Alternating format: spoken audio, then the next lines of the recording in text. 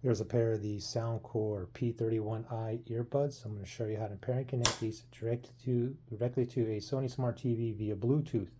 This is a Sony TV that has Google TV.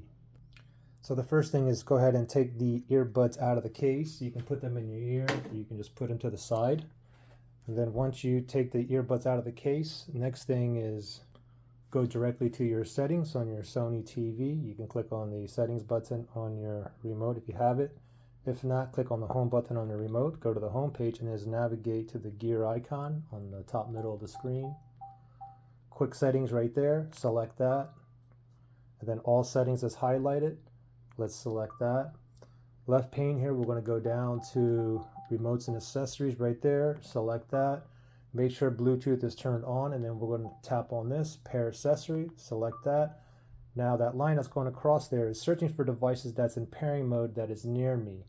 So it did find the P31i right there. It's already highlighted. Let's select it.